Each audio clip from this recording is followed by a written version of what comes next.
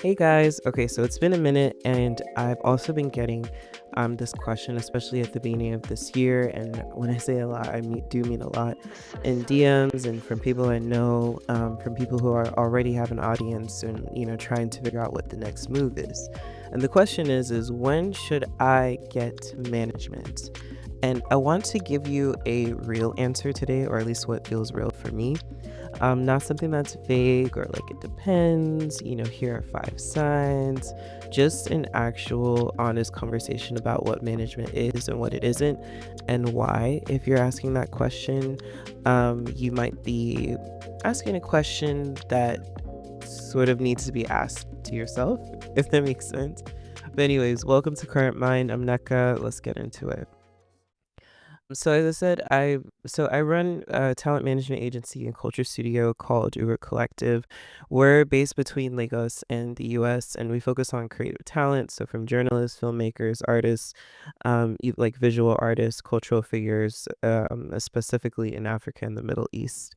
So I'm coming at this from both sides. I've been the person helping build the infrastructure around the talent, and I've also spent years watching creators, like really genuinely talented people, make decisions about partnerships and management that either accelerated them or sort of stalled them a bit.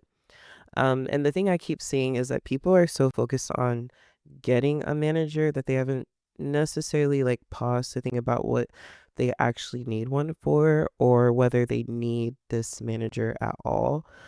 So today we're going to slow it down a bit, talk about what management actually does, talk about the timing, when it makes sense, when it doesn't, talk about what to look for when you're ready, and going to do a quick little update on what's been going on at Uru, what we're building, and yeah, let's go. So, what is management actually?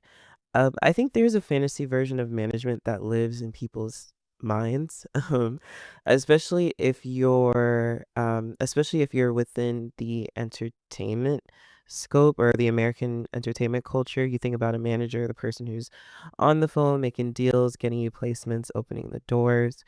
And that does happen, like truthfully, it does happen, but it's not necessarily the whole picture. It's definitely not the starting point. At its core, management is about infrastructure. It's about having someone that's in your corner whose job is to see your career at the 30,000-foot level when you're too deep in the day to day to see it yourself. I like to think of myself and management in general as the operations.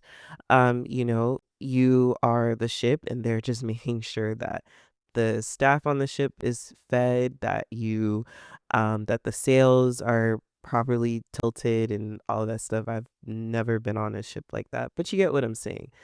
So a good manager is thinking about where you want to be in 3 years, 10 years, 5 years.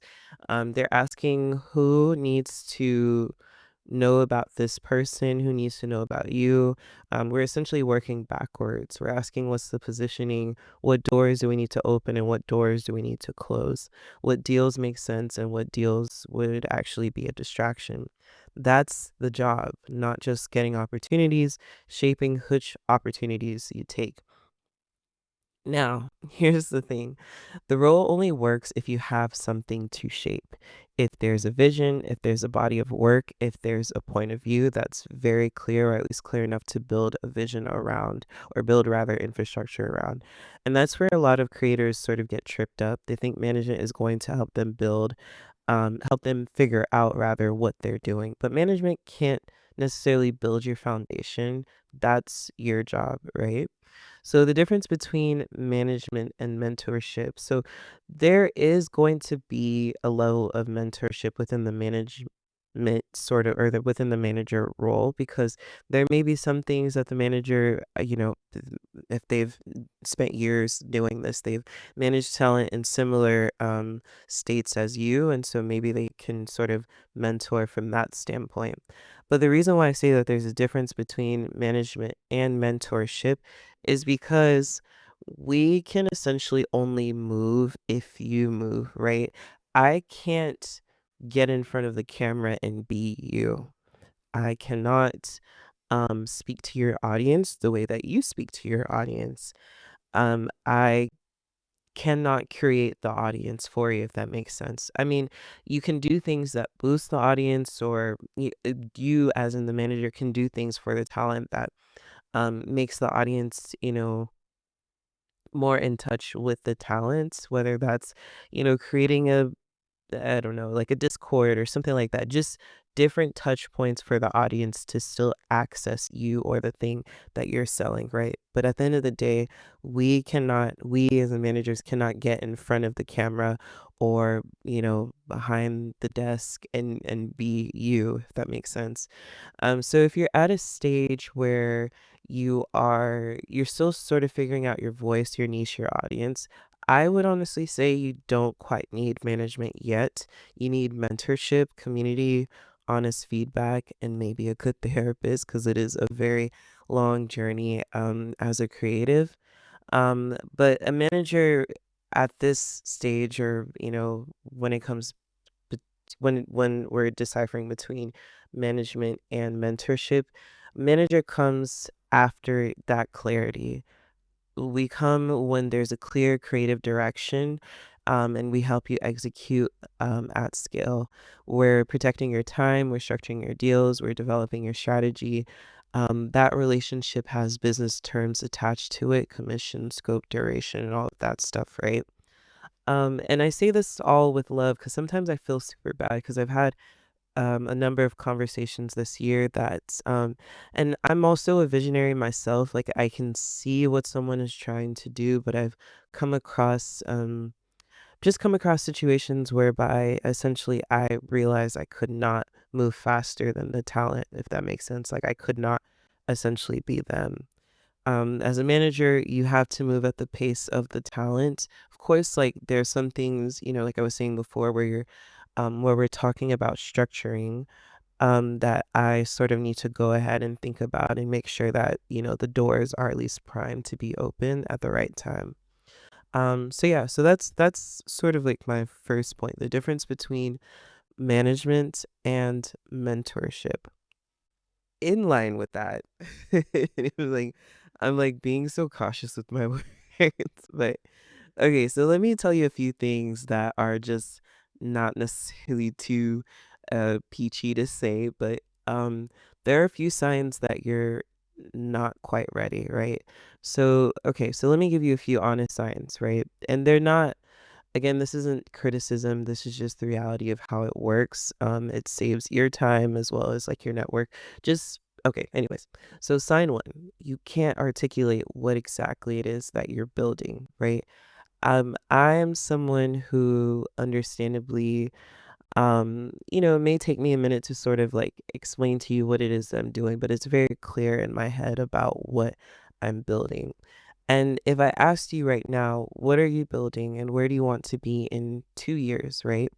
And you can't give me a clear answer, that's important information. It doesn't mean you're behind, it means you're still in the exploration phase, and it's very valid. But a manager can't necessarily build strategy around a moving target. It doesn't mean once you get a manager that, yes, that is your final form, but there has to be some level of motion that you've created for yourself. You need to know what you're about before you can ask someone else to advocate for it alongside with you. Now, the second sign is you don't quite have leverage yet.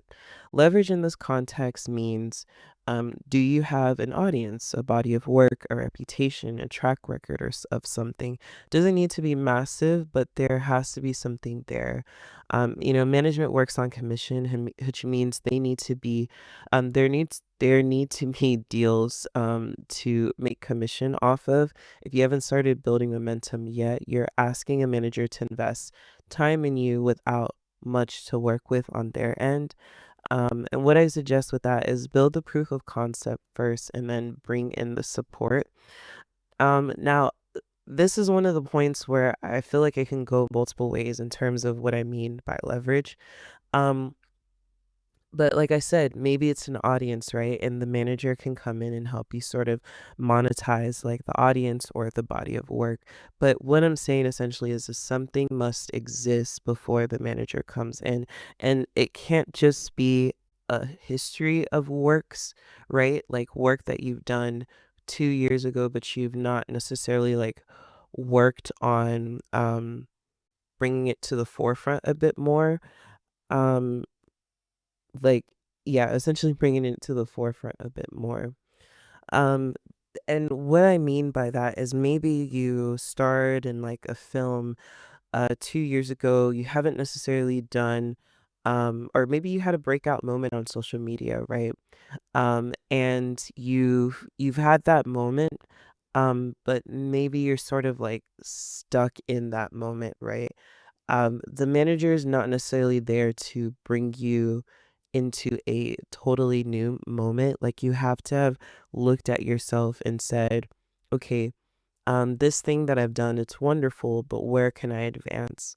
Where am I sort of challenging myself, right?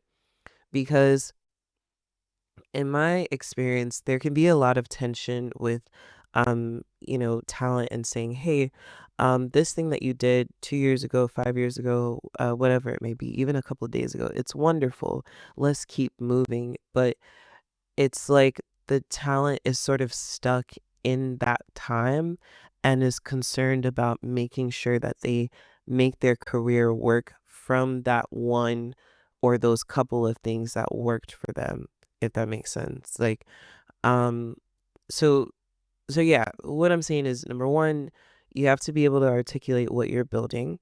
Number two, you need to create leverage for yourself, meaning an audience that can follow you across platforms, a body of work that can be spoken on, a reputation that can be leveraged or that can be monetized, and just a track record of you showing up in a particular industry or with a particular mission, and executing on that mission.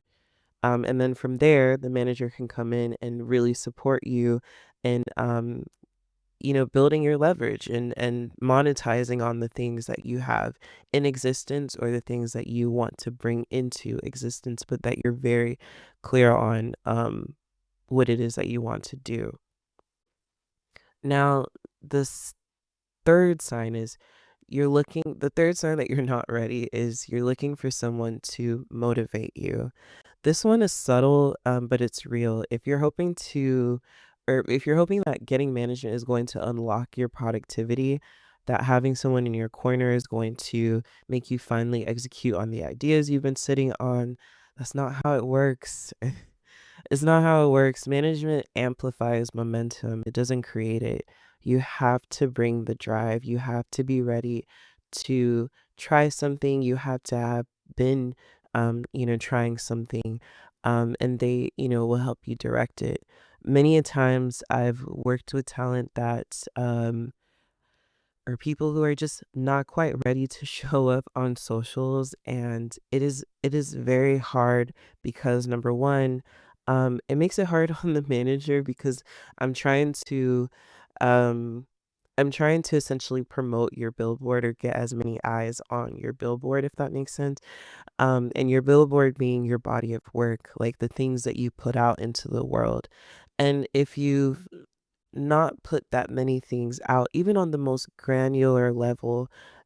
Um, I don't know about other managers, but for me, it makes it hard to speak to a brand or a company or even your audience and say, hey, you should show up at this time, or you should believe um, creator A when she brings up this product.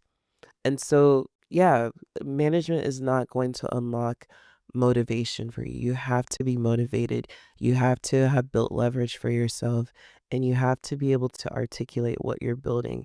And these are things that, yes, you can sit and write down like what's in your mind, what's in your heart, what you want to manifest. But I've found that the times where I've made the most creative progress is when I've just put something out there, when I've tried. It to me, it's almost like a deposit in like the confidence bank or the vision bank. That makes sense, but yeah. Okay, so I want to sort of shift gears into, I guess, a yeah, my last part. So there are a few signs of you that that you're ready for management. And you can almost kind of say like opposite of, the three signs I've just said, but okay, the first thing is you're turning down opportunities, or you should be. This is probably the clearest sign. If you're getting to a place where opportunities are coming faster than you can evaluate them, or where you're saying yes to things you know aren't really a fit because you don't have the bandwidth to vet them, that's a signal. That's the moment where having someone in your corner helps you filter, negotiate, and protect your time to make real sense. Um, and then the second sign is you know where you're going, but not how to get there. There's a version of readiness that looks like this. You know what you're building, you got the vision locked, but the path from here to there is pretty unclear. The relationships, the deals, the infrastructure, the gap between vision and execution, that's exactly where a good manager helps you close. Um, and this is, of course, supported by like your leverage. Maybe you have the community, you have the things you want to do with your community, or you have the body of work or the pieces that, have been put out into the world. But now you're like, okay, I want to kick this up a notch, but I'm not necessarily sure in which direction. That is exactly where a good manager can step in. The right partner is more than a manager. This is the third sign, or the third thing I want to say concerning like when you're ready for management is the right partner is more than a manager. And this is the real thing I want to say. This is the thesis of today's episode. Stop looking for a manager and start looking for the right partner, because the title, it matters, but then it also doesn't matter. Manager, agent, collaborator, label, studio. What matters is, does this person understand your vision? Do they have access to rooms you need to be in? And even if they don't have access, right? And that was honestly my case when I first got to Lagos. Like, I didn't have all the connections I have now, but I was trusted with the fact that I was reliable, I understood the vision, and I, could build in the operations, or I built in the operations for my first talent.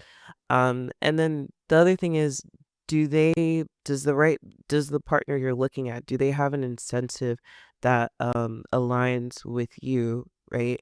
Are they vested in, a creative ecosystem that works for creatives like you, like aka does their mission and vision align with yours? It may not be 100% yes, we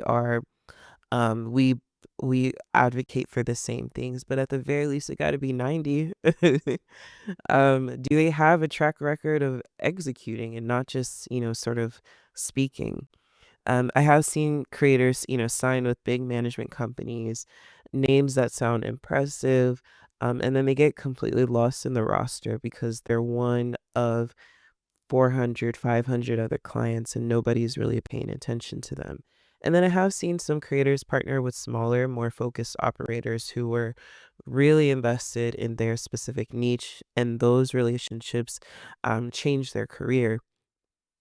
The size of company doesn't necessarily matter as much as the quality of the attention to the thing you need at that particular time in your career. Maybe you've gone A level, and also if you're listening to this podcast and you're like, woo, like you've gone through multiple managers, et cetera, and whatever. But if you're there, right? So you may not necessarily need a manager who can get you into particular doors and all that stuff. You just need someone who is airtight on operations because you've built up years and years of your career, and largely your leverage is pretty high.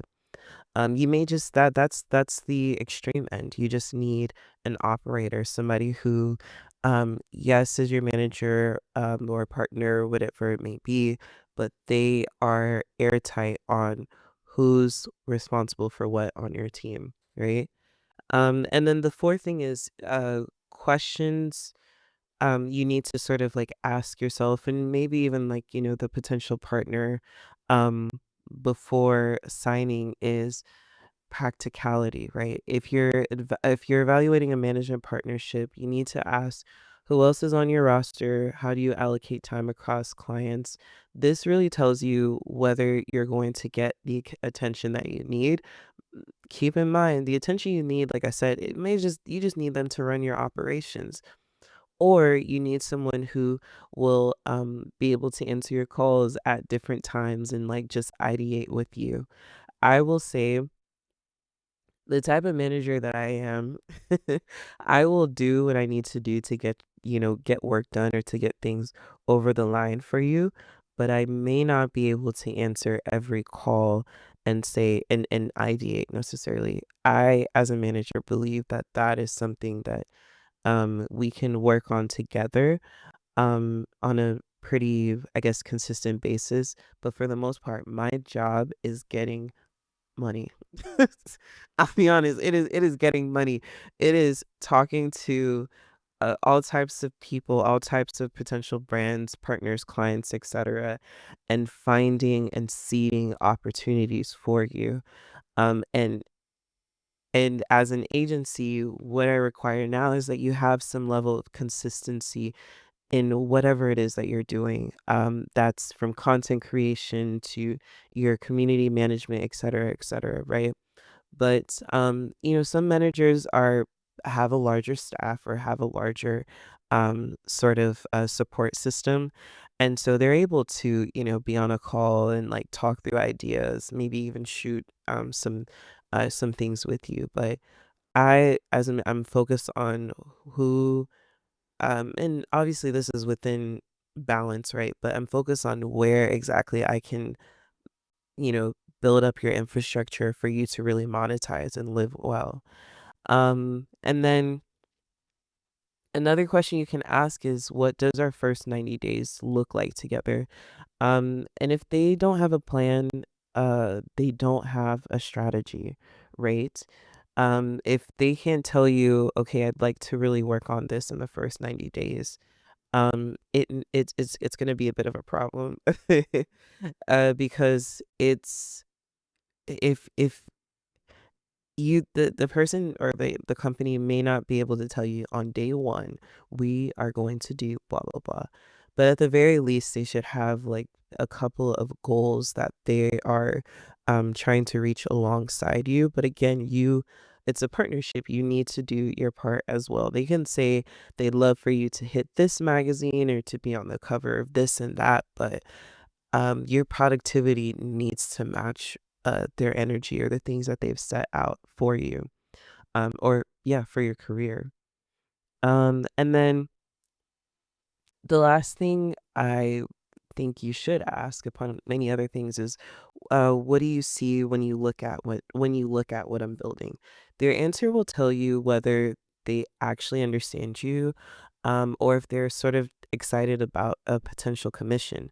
I mean, like I said just now, making money is important, right? But at the same time, you want to make sure that that both of you understand what your vision is and where you're going. And that's extremely important. And if there's a misunderstanding, that's an opportunity to really address and make sure that you are both on the same page, or if you're not completely, then no harm, no foul. There's clarity there and you're able to move forward with with what you're doing, and with that relationship intact. Now, with all of this said, whether you're ready for management or you're not ready for management, right? One thing I want to advise is do not burn bridges. You may go through a number of partners, potential partners, managers, operators, etc., right? And I don't want to say don't burn bridges as in be friends with everyone and not stand up for yourself. That's the extreme end. What I'm saying is you when something doesn't work, you voice it kindly, calmly, and you move on to find something that does work. In this market, uh, particularly particularly Lagos, but Africa at large in the Middle East, people are people are really building things. That doesn't sound okay. So basically, there so many parts and things are moving. Well, a company is here today, then it's gone tomorrow, right? And the people on ground operating these large opportunities, partnerships, blah blah blah. There's only so many of us. When I first got here, I did not think that I, in about 3 years, would have this level of understanding of the music industry, or how many, or how small the pool is. And that's just in music, right? So what I'm saying is if a company that recording, or manager you're recording, agent, blah, blah, blah, you just find that, okay, we can't work together, that's okay. You end the conversation where it needs to be, and just, um, yeah, you end the conversation where it needs to be, and you acknowledge, okay, it doesn't work, and then no harm, no foul. Do not take it to heart. Do not. Don't take it to heart. And I say this because I'm such a passionate and heart and hand person, that in situations whereby I, maybe reached out to talent, and like I was like, I would love to work together, and like it didn't work out, I sort of like blame myself of like, oh, if I only had like a larger business, or a larger agency, and had the money to invest in the right. But the conversation doesn't have to end there. I've met amazing creatives who have become friends. We haven't worked on anything together yet, but it's just nice to have people who are in your corner, at least creatively. You may not be working together professionally at the time. And then I've also had creators where um, an opportunity came up on my that an opportunity came up, but the talent I have on hand, or within my roster, just didn't necessarily work for the brief. And so I'm still able to reach out and say, hey, would you be interested in this, right? And I'm quite sure I'm not the only one or operator who works like that in this industry, or in this market. So at the very least, if something does not work, if you're not aligned, even if you think the person is useless, even if you think the person, don't burn the bridge. Like, of course, if they have nefarious business practices, that's a completely different conversation, right? But if something doesn't work, or if you're not able to get something off the ground with someone, with an agency, whatever it may be, no hard feelings. We just dust our feet, and we find another place that does work, or find a place that does work. So, those are my main responses to, if whether or not you're ready for management, and then if you are ready, what's are some things you need to consider.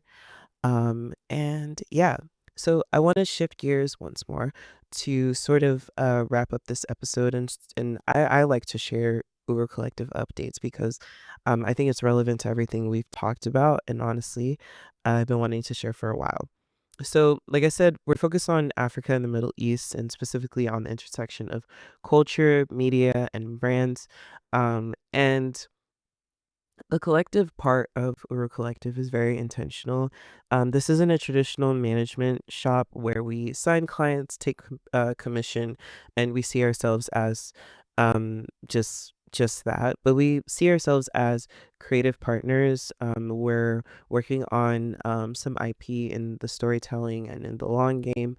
And the long game for us is building towards something much bigger: original programming, documentaries, limited series, just content that we own, stories that define culture rather than just reflect it. And so right now we've partnered with a few brands that are partnering with a few brands that are more so um health and sports focused, which is sort of new for me. But it also touches on a little bit of fashion. We also just wrapped a brand, or a couple of films for some startups across Africa, from Tanzania to Uganda, Kenya, Nigeria, of course. And so we produce those sort of like yeah, those brand films for them, and I'm excited for them to come out. On the talent side, Joey's doing well, Mimi's doing amazing. And specifically, we are working on, or we've launched a new season of Afrobeats Intelligence, which has gone super well. I think we're at over 600,000 views on YouTube, and we've only dropped about, well, yeah, we've only dropped 2 episodes because we're running bi-weekly this year, or at least for this season. And so, super grateful for that. We've had SARS, we've had Wale, we're gonna have Aniko. We've recorded so many episodes, and we have a couple more to go, but we're gonna sort of let ourselves, publish the ones we've edited so far. Mimi is going full force with Moments in the Sun, which is her community, and we're trying to build out some events this year. And so, yeah, it has been like us, and honestly, everything so far, it's been a blessing, but it's also been quite a run. Q1 is usually a bit tough at this time of the year, but we're entering Q2 in just a few days, and so yeah, so that's the update on Uru itself. And I want to bring this back to where we started, which is the question isn't really when should I get management? The question is what do I need right now to get to the next level? And is management the actual answer to that? Sometimes it is, and when it is, go find the right partner, not the biggest name, not the most impressive IG following, but a person in company that really understands what you're building, that also has the relationships to accelerate it, or willing to build the relationships to accelerate it, and is willing to be there with you. And so, yeah, if anything from today resonated with you, share it with your creative friend or creator friend, who's sort of asking themselves these same questions. It might be exactly what they need to hear. And then, if you are wanting to stay connected, which I hope you do, please continue to follow along. We're urucollective.co on Instagram, TikTok, I think Úrú Collective on X as well. But anyways, the links are in the show notes. I'm Neka. This is Current Mind. Until next time, thank you.